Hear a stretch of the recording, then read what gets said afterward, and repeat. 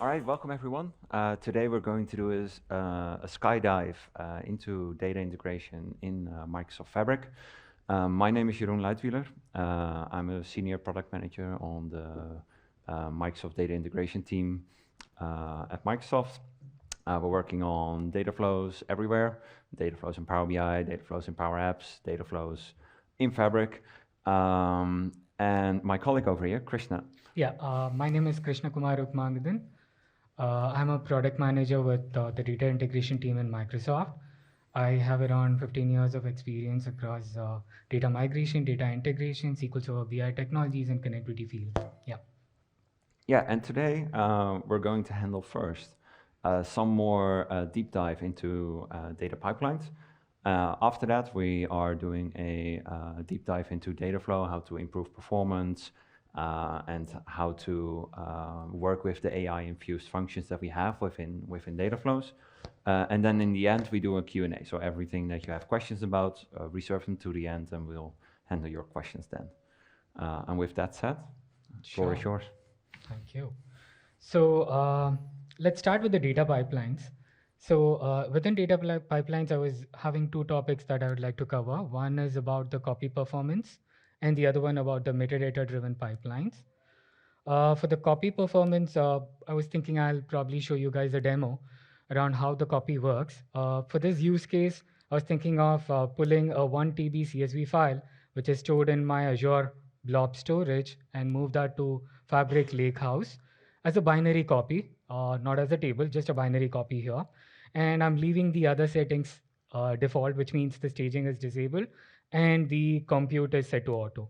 So with that, I will go ahead with the demo video. In this demo, to showcase the copy activity performance, let us perform a binary copy of 1 terabyte CSV files which are stored in my Azure blob storage and move this to Fabric Lakehouse. Let us start by choosing the Data Factory experience under Microsoft Fabric. Here in the Data Factory homepage, let's go ahead and choose the data pipeline, provide a name, click create.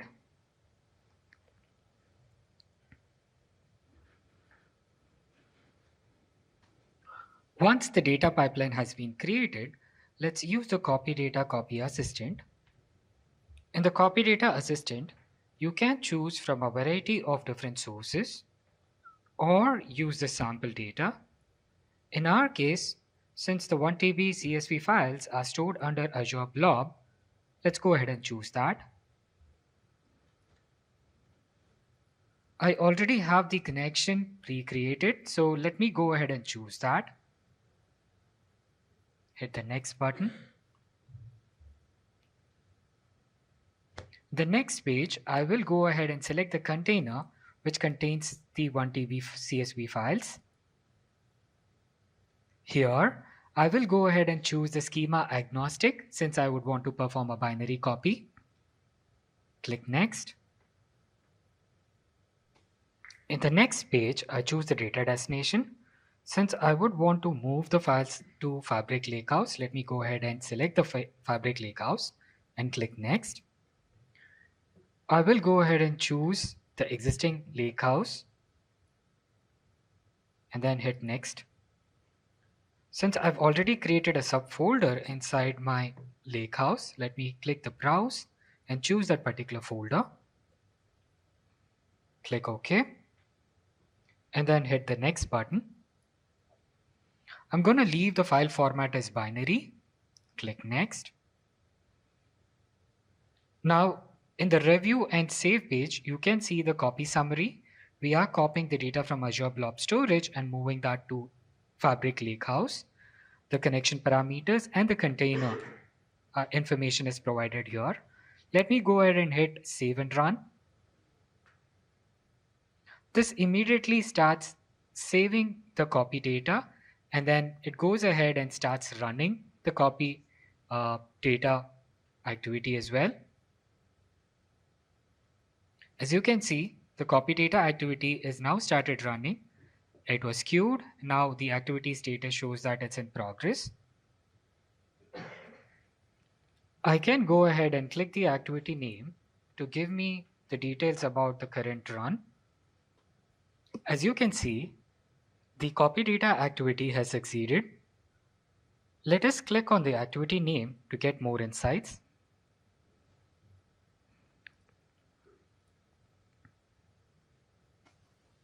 Here, you can see that we've moved around 1 TB of CSV files from Azure Blob Storage to Lakehouse in less than 4 minutes duration. Let's go ahead and click the duration breakdown. Here you can see the optimized throughput being set to maximum. This property is talking about the intelligent throughput optimization value, which was set to default as auto.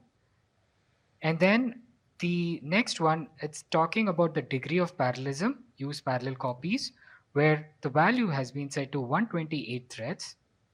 Apart from this, you can also find the split up of time being spent in this entire activity. Now let's head back to the Lakehouse to confirm that the file has landed there.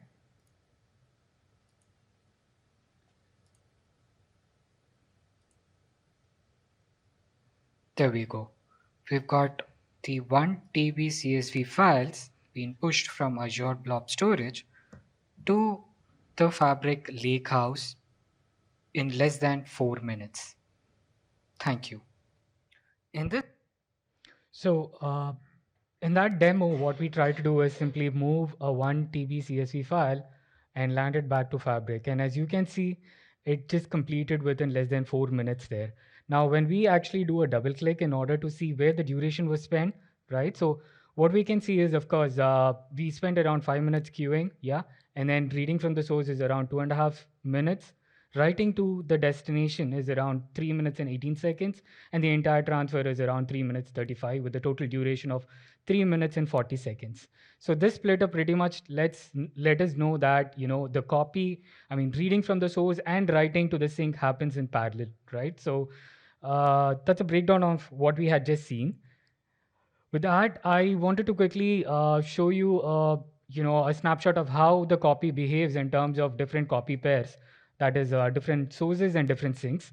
So in the first one that we have there, I am actually moving around a 1 TB of data from a Parquet from Parquet and landing it onto Fabric Lakehouse as a binary copy.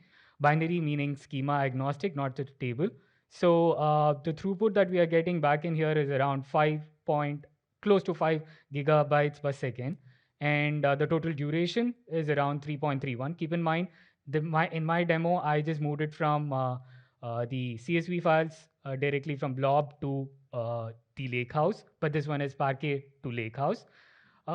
Similarly, for a CSV to Lakehouse table, in this case, we are reading around 1.5 billion rows back in there, and it pretty much completed in around 13 minutes. The throughput is around 1.2 gigabytes per second, right? Yep. Sure. Sure. So, and the last one that we are looking at here is, of course, there's a SQL conference. So we do have, one copy pair that comes in from the SQL side as well. So Azure SQL DB to Lakehouse, we are reading around probably 5.12 million records here. And yeah, so a total of 24 gigabytes, and it did take around less than 2 minutes for it to complete. So just a quick snapshot of how the copy behaves in terms of the performance. Yeah. And with that, let's just look at how copy achieves this performance, right? So really how copy scales. So copy scales at multiple levels here. So of course, the first one being at the connection level. We did see a glimpse of it in the demo as well, where you did see that we don't load everything into the memory before we start writing, right? So we read and write in parallel. That's what happens behind the scene. And it does work on node as well as multi-node level. We work on a producer-consumer approach where data gets partitioned across multiple connections basically, and we use pretty much use a full node for this purpose. Yeah. And partitioning, how does it happen? I mean, it comes in from probably if you've got your physical partitions enabled, set up on your database side. Of course, we pick that. Dynamic partitions are from different queries, of course, and it can be multiple files or multiple parts of a single file. So that's how it gets picked. And yeah. In terms of what are the configurable properties inside copy that you can tweak to achieve this performance, right? So we do have few configurable values. The first one being ITO, intelligent throughput optimization. By default, we set it to auto, right? But that's the actual measure that represents the power in terms of the CPU, the memory, the network bandwidth, I mean, network resource allocation, my bad, used within a single copy. And the other one is the degree of parallelism, the parallel copy. It's basically nothing but the number of threads that could be used to move your data, read from the sink, and then land it back to the I mean land it write it to the sink, and all of this happening in parallel. So each of the thread actually does read it from the source and write it back to the sink in parallel. And the other setting being max concurrent connection. If in case you don't want to bombard your source, you want to limit the number of concurrent connections that have been made to your source, of course, you can come back here and set that value as well. This is just to avoid the throttling at the source side.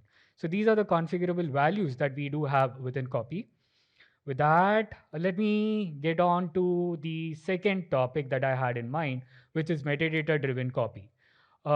Using the metadata driven copy within the data pipeline, of course, you can achieve a large scale copy operation. Um, for this, I was thinking I'll pick up a use case and demo this as well. Keep in mind, we do have a known limitation at present where you wouldn't be able to parameterize fabric connections at present. Yeah, we would very soon get off that limitation. But yeah, for this demo, what I've done is I've considered a use case where we are copying data from multiple SQL tables. The use case is just copy data from multiple SQL tables and land it onto the Fabric Lakehouse as CSV files, right?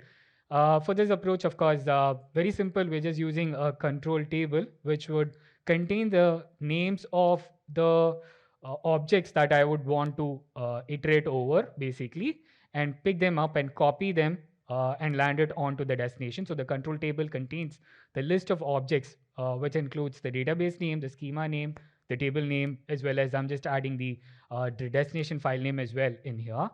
And then what I'm doing is basically in my design, I have a lookup, which is going to look up this particular control table, get the output of this table, and then I'm passing that on to a for each loop, for each container. Inside the container is where I'm going to have a copy activity, which iterates over each of these items and does the copy. So pretty much a simple, straightforward one, just for now. Yeah. So with that, I will go to my next slide, which is again a recorded demo. In this demo, let us look at a simple way to build large-scale data copy pipelines with metadata-driven approach using copy activity. Our use case is to copy data from multiple SQL tables and land this data into Fabric Lakehouse as CSV files.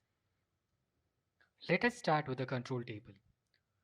The control table contains the information of the source table that needs to be copied. This includes the database name, the table schema, and the table name. Along with this, we are including the destination file names in addition. Let's head back to Fabric Data Factory. Let's start designing our data pipeline. Let's create a data pipeline. Give this a name.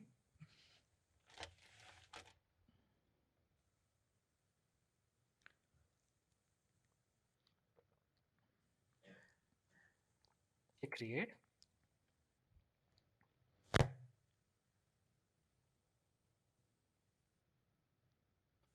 Once the data pipeline is created, let's add a lookup activity. Let's give this a name, control table. Under settings, Let's go ahead and connect this back to the control table. I already have the connection to my control table.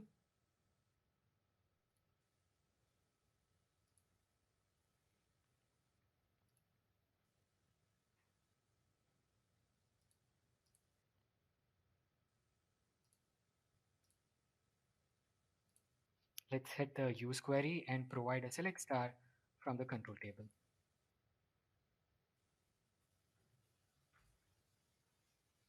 We can go ahead and preview the data.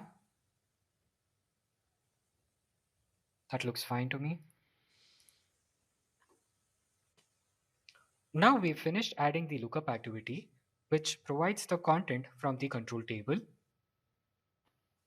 Now let's go ahead and add a for each container. Connect the lookup activity to the for each container. Give a name to for each container. Let's call it for each table. Under the settings of for each container, let's go ahead and add the expression to iterate over the lookup table output values. Now let's hit the OK button. Now let's go ahead and add the copy data activity inside the for each container. Here, let's give it a name. Copy table data. Then let's go to the source settings. I already have the connection to my source database. So let me go ahead and select that. The connection type is SQL DB. And the source table, I'm going to use the dynamic content to pull the database name from the control table here. So that's going to be item.source database name. Let's hit the OK button. Now let's use the use query option, and the query is going to be again an expression. This is going to be select star from schema.table name. So I am adding the respective expression inside, hitting the OK button here. Now let's proceed to the destination settings. Here we are planning to land the data into Fabric Lakehouse's files. So let me go ahead and select the Lakehouse. Click on Files. Let's proceed to add the subfolder that we had created under the Lakehouse where we would want these files to land. Then provide the file name. We would want these file names to be picked from the control table. So let's add the dynamic content for that. Click OK. Let's leave the other settings unchanged.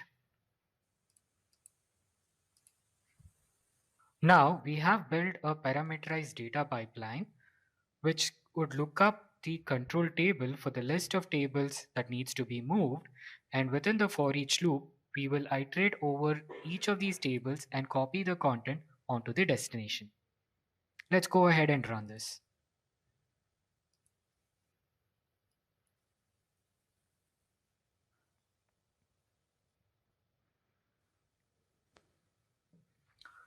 The pipeline is now saved and it started running.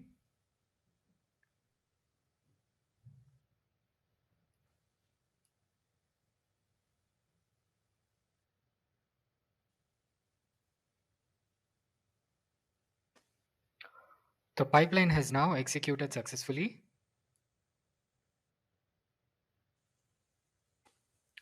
Now let's head back to the Fabric Lakehouse and verify that the files have landed here. Great. Here we go. We've got all the tables and its content being pushed to the Lakehouse. Using a simple metadata-driven copy pipelines, we were able to move multiple SQL tables to Fabric Lakehouse successfully. Thank you. Great. Okay. So with that, let me hand this over to here and yeah. All right, thank you so much. Yeah, Dataflows Gen 2. How many of you have already tried using Dataflows Gen 2? All right. right? Pretty good. And probably also Dataflows in Power BI and Power Apps, or even in Teams or something like that. Well, today we're going to look at a couple of things. So first of all, we're going to have a look at the performance optimizations you can apply in your data flow or keep in mind while developing your data flow going forward to get the most out of Dataflows Gen 2. And then afterwards, we'll go through a couple of items that we have on functions within Dataflows that are AI infused. So smart ways of getting data. I leave Copilot aside, considering the time, but I think most of you have seen the Copilot stuff already. Yeah, with that, we got 4 performance principles. The first one is try to delegate as much as you can to the most capable resource. The second time is sometimes you need to do the most expensive work first. And then the third one is divide and conquer. And the fourth one is be lazy. And I think for most of you that are quite familiar with Power BI already, the be lazy stands to the lazy evaluation that we have within Power Query. So if we map these principles into the capabilities that we have in Dataflows Gen 2, is that the delegation is the query folding that you have with the query folding indicator next to the steps of your Dataflow Gen 2. And that means that most of the data that you're trying to get are already folded at the source, so you're not doing that expensive work in the data flow itself. Then expensive work first, so in some cases you may want to use staging to get your data into the data flow and then do the transformations. And this really depends if your query is able to fold or not. So we'll get a deep dive into that to get more sense of when this is applicable or not. Then divide and conquer. So there's a new feature coming up soon that's called fast copy. That's a collaboration between Dataflows and the pipeline. So the copy activity you just have seen on the screen is some way behind the scenes incorporated in Dataflows Gen 2 as well. Is on the roadmap for us to release soon. Partitioning, something you can already do today, but will be better going forward. Incremental refresh, again, a feature that's coming soon, and that allows you to only get the data you need. So again, being lazy, you're not going to get data that you're not using. Just do the bare minimum that's necessary to get the result you want from your Dataflow Gen 2. And then the last one, lazy evaluation, a native thing of Power Query, of make sure the dependencies between your step and that only the necessary steps are being performed during the refresh. So with that, what is query folding? So essentially it's a term that is known by a couple of things. So it's query delegation, query pushdown, or remote or distributed query evaluation, meaning that you're pushing it outside your operation. So you basically tell the SQL engine that you're consuming the data from to fold to a group by instead of getting all the data and doing the group by yourself. So that's what the query folding essentially does. It tries to tell the source, I want the data in this format, and not do the work yourself. Whenever possible, the mQuery script is translated into a native query. So if you're doing indeed a group by, a filter, and anything like that within your Power Query or within while you're in the authoring session of your data flow, it will be translated into a native query. So in this case, it could be a SQL query that's just select X, Y, Z from, and then group by. So that's natively translated, and the Power Query engine tries to be as smart as possible to achieve that.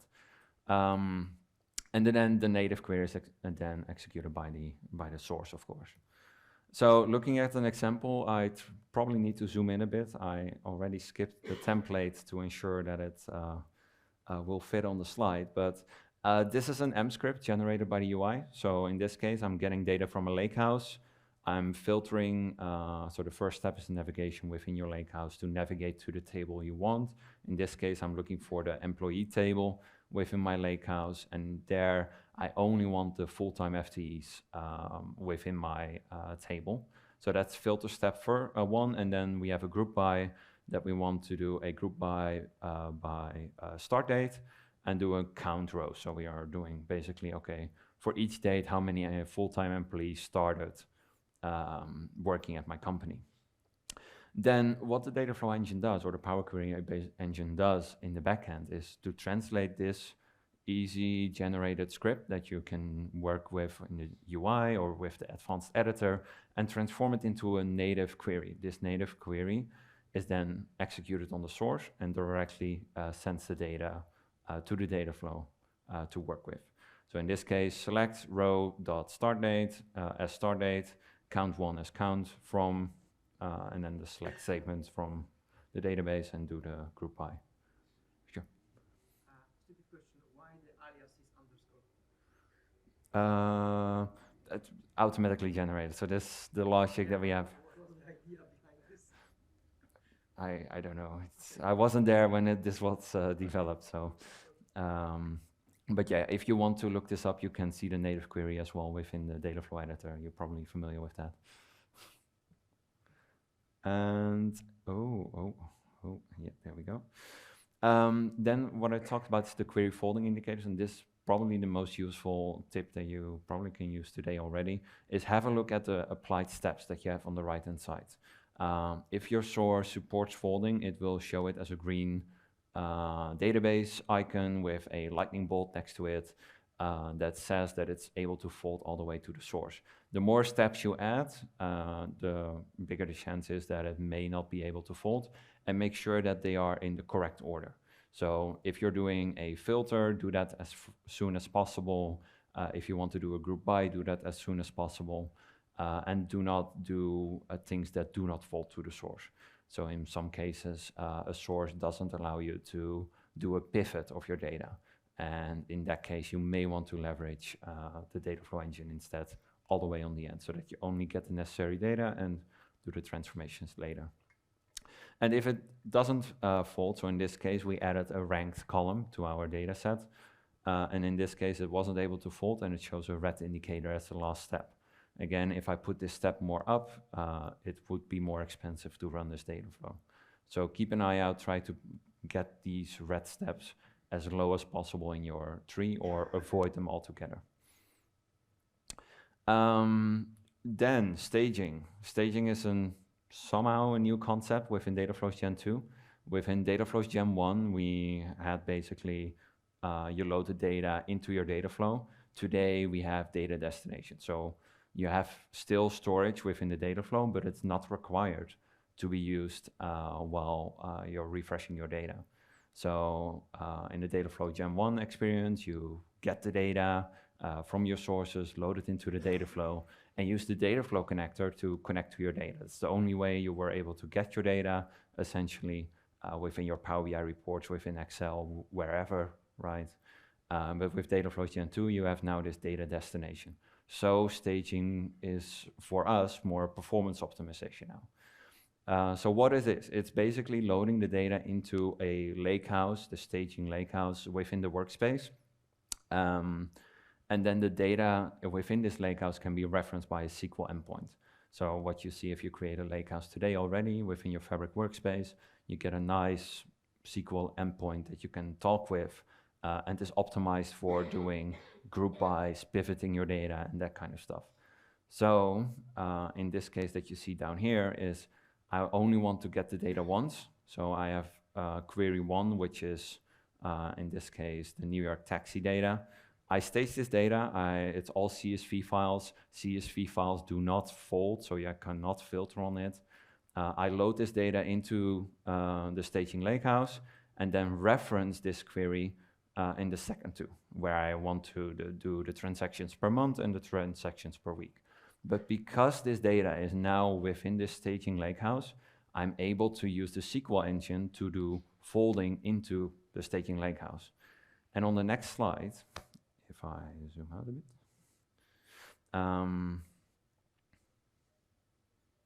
yeah, so weird order, but the tips that we have, if your data source is file-based or anything like that, or is not SQL-based, we suggest using staging unless you write the full data directly to your data destination. Data sources that are SQL-based are less likely to need a staging storage. And for a faster authoring experience, it's mostly suggested to have 2 data flows. So one data flow that gets all the data from your sources into the staging area, and then use the second data flow to actually do the transformations on top of it. And then why is it faster? So that's what I wanted to allude to in the previous slide. So the stage data is stored in that staging lakehouse. The query against the staging lakehouse are able to fold, and the SQL endpoint is magnitudes faster than doing it all in memory within the Dataflow engine. So in the example that we have here down below, you see that we have the 2020 yellow taxi trip data in CSV files, and we have also the 2017 data as well here. The file size of 2020 is 2.2 gigabytes. The one for 2017 is almost 10 gigabytes. If I do the group by and grouping query on this taxi data right away from the Dataflow editor without any staging enabled, it will probably time out on the 10 gigabyte one, and on the 2 gigabyte one, it will take at least 4 minutes to evaluate the grouping on the CSV file, because it needs to get all the data in, then do the transformations all in memory, which is more expensive to do. Now, if I put this data first in a staging area and then do that reference thingy that you saw on the previous slide, it will only take 2 seconds. Because this data is already in a staged area, I only have to basically ask the SQL endpoint, what is the group by per start or trip date or per area or something like that. So you really get the benefit there from the SQL engine that you introduce within the whole end-to-end scenario. Okay. Then the next one, how to get a faster transfer speed within Dataflows Gen 2. And one of them is partitioning. So partitioning is a way of breaking a big query into smaller pieces and run them in parallel. And that's basically what fast copy does in the backend. So like Christian already said, you can limit the number of concurrent connections and also the number of partitions that you're partitioning on. And within Dataflows, you can do it already today. And with fast copy, you will be able to do it automatically when fast copy is an option within Dataflows Gen 2. And it's for the same reason faster as fast copy, because you have the parallelism inside. So how does it look like? This is a short schema of how you can see what's happening behind the scenes. So by default, a data flow will run sequentially because there's no known partitioning within a data flow. It's just one query it needs to execute, and it needs to get the result somewhere in a data destination. So it will do everything at once, so it doesn't even know about partitions. But once you introduce the partitions within the Dataflows Gen 2, you can do those things in parallel. You can have multiple queries that does, for example, each month or each year, you have a query that's being run, and you can say, okay, I want to combine these all into a merge query and then write it to my data destination. An example of this would look like this. It's a bit more complex, and that's why we try to make the optimizations with fast copy that allows you to have this basically by default or automatically. But in this case, we have the 2017 taxi data again. It's about 113 million rows, so it's a pretty decent data set. And we're going to divide it basically in 10 separate dynamic buckets. And what we basically do, we have a function that strips down this massive query into buckets of 10. So we divide the total row count by 10. Each time we get a separate section of rows that we load into our data. And then we union those buckets into a single query and write it to our data destination. Again, because we are dividing it by 10, if we look to our performance results earlier, it's about at least 7 times faster than doing it all together in one sequence. Then last one, lazy evaluation. I think it's a pretty known one already within the community, and it's only evaluate what's bare minimum that's necessary to get your result. So what Dataflows and the Power Query engine does basically in the backend, it calculates the step dependencies. So it goes back to your final results and going to look at each step before, is it necessary to get this result or not? And On top of that, the Power Query engine applies a query optimization that tries to, with smart algorithms, try to make your query as efficient as possible to get the results you need. Again, if you have some weird things going in there, it may not get the optimization you want, but it tries to optimize as much as you can to get this result. Then next up, AI-infused experiences. I'm not sure how are we on time. Okay, We have 4 minutes or 14. Okay, good. That's a quick one.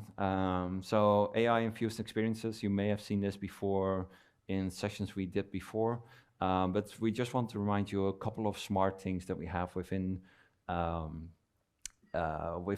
Power Query editor that makes life easier, or even better if you want to get data from web, for example. So column by example, the video is playing here in the background.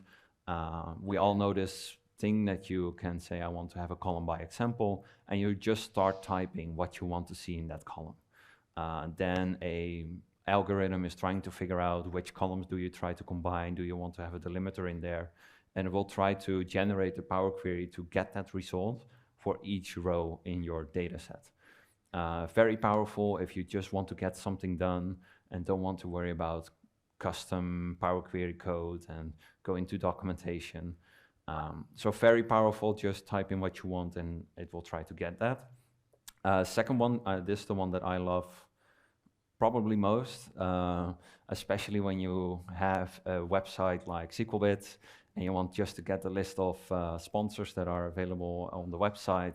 You just fill in the URL and it will be able to get the data from that website without even you having to copy the data or update it every time.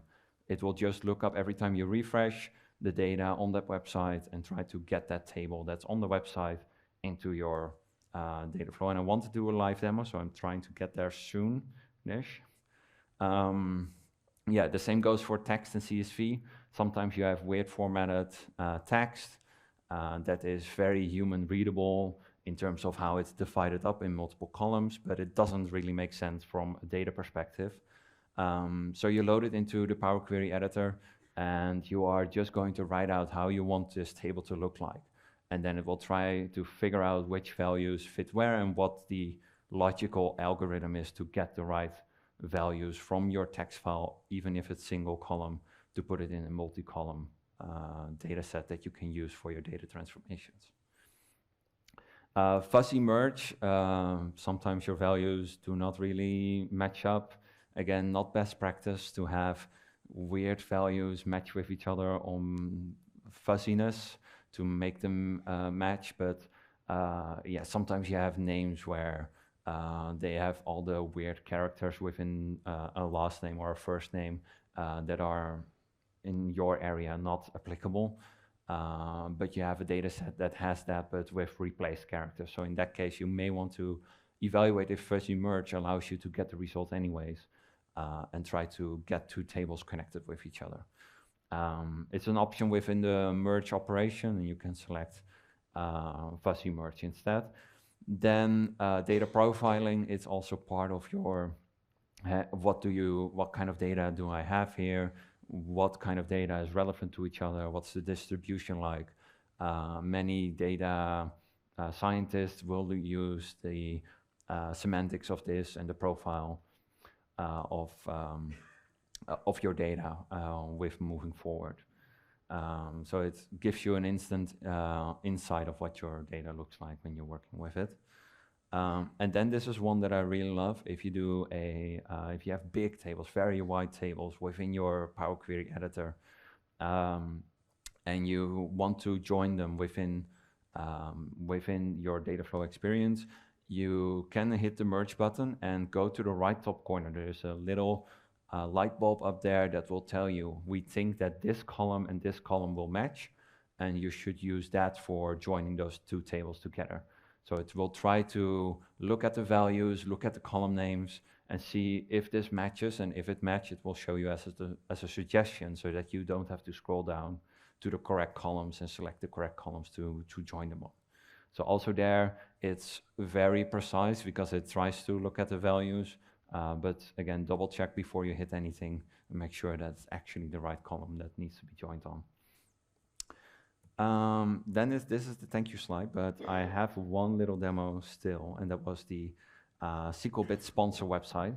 So we got here on the SQLBits website, we got a list with sponsors, right? So a lot of information about sponsors, basically the name, the text about it, and it's a pretty long list. Luckily, we have a great amount of sponsors here, but I want to get that in my data set. So what I do, I go to my Dataflow Gen 2. So in this case, you can see this is the Power Query editor. And over here, I can click on web page. So what happens if I click on web page, I basically copy the URL here and put it here. I already connected with this because I was test driving the Wi-Fi here. It's not good, but we got hardwire now. So we hit next, and it will try to connect to the data source. It will first look at the data or at the website itself and see if it can detect any tables already. In this case, I know it will not detect a table on the website, but we can use the example function that we just seen with the column by example. Just start writing the table that we want and see what happens and if it's automatically detecting the columns and the data. It's taking a bit longer than expected.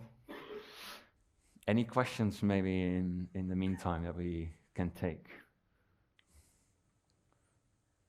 Yeah, you?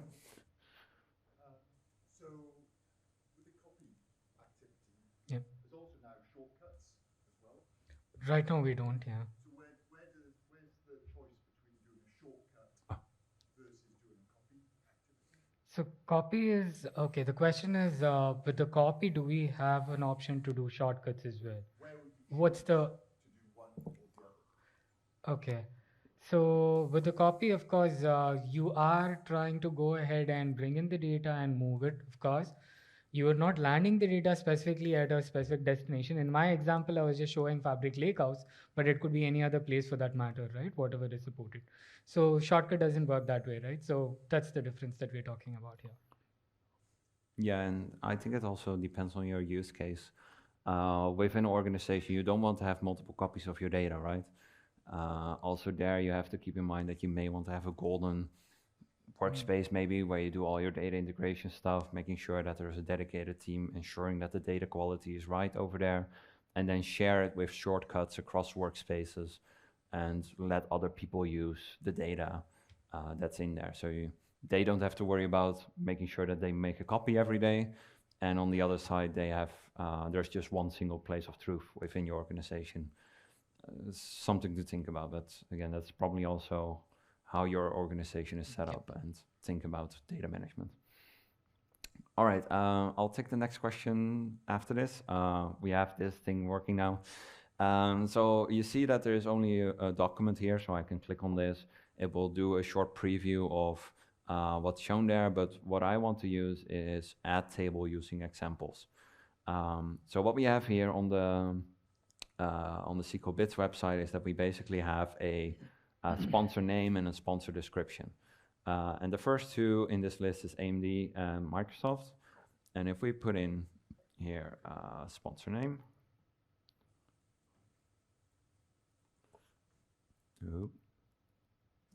yeah, sponsor name, put in AMD, and then sponsor description.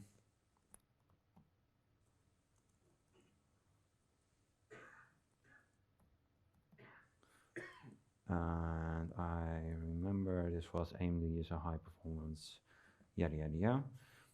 And then we got Microsoft, and Microsoft is introducing intelligent platform. It's currently learning values. It doesn't really know yet that it needs to jump to this one. But again, here we have AMD with the same description actually. And what you see here is that it's already able to get all the descriptions of each sponsor automatically. So it starts filling in all the information for the sponsors that were given. And let me zoom in a bit so that you can see it properly.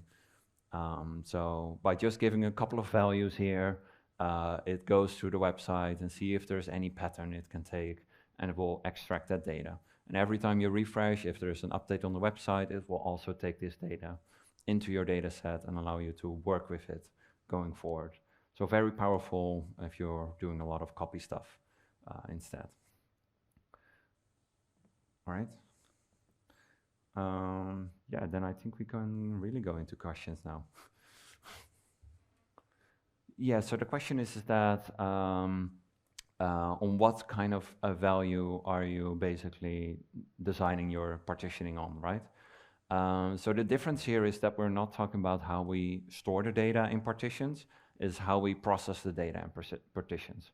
So this is data in transit, and what we actually do with the partitions here is try to split them up in multiple flows of data, multiple connections of data to our data source. So in this case, as we are going to combine them all in a single query anyways, it doesn't really matter which value we take. Like I've shown in the example before, is that you have basically a dynamic split, take the first 1,000 and then the second 1,000 and then the next 3,000 in separate queries. That's something you could do to just get multiple connections going to your data source and process them in parallel. So that's one of the options you can leverage the partitioning in. And this is not about how we store the data. This is just a way of how we split up the data transfer.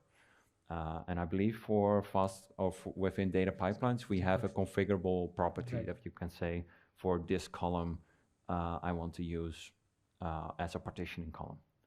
That's true. Yeah. Sure. Is the data factories and Dataflows in Fabric Git enabled? Sorry. Can you store it in a Git repository? Oh, the Git support for. So that's upcoming.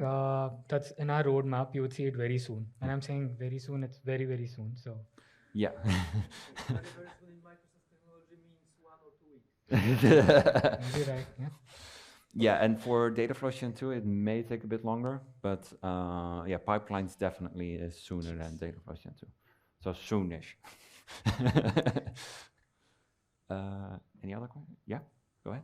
Can we connect it to shortcuts and can we create a data flow? What do you mean exactly? I mean, as a data source, we can connect it to a lake house or tables. Yeah. So in the same way, we can create a shortcuts in lake house. Right? Yeah. So from data flow, can we connect it to shortcuts and put the data in the table? Yes, yes. So the question is, if you have a shortcut within your lakehouse, can you connect to that lakehouse and use the shortcut? As far as I'm aware, yes, you can use that, as it's also available within the SQL endpoint when you create that shortcut. So yes. Okay, so the question is, we are releasing a lot of new features within Azure Data Factory or within Fabric Data Factory, and will these features eventually also land into Azure Data Factory, right? Right. So I'll take that question. So as you would know, both EDF, Azure Data Factory, and Fabric Data Factory has their own roadmap in picture. So right now our target is to bridge the gaps between what we have in Azure Data Factory, bring that on to Fabric Data Factory. That's where we are working. So we're working on the parity, so to say, yeah. And once we bridge that gap, of course, we would be working on, adding things, balancing both things together, meaning bringing the goodness of Fabric back to Azure Data Factory as well. Yeah. But our current direction is making sure we bridge that gap right now. Yeah. All right. I've just had a heads up that we are at time. We would like to thank you very much for joining the session today. We'll be mostly hanging around at the Microsoft booth later today. Basically, I have whole day booth duty, so you can find me there. You find Krishna there. Yeah. And thank you. Thank you very much. Thank you for joining us. Yeah.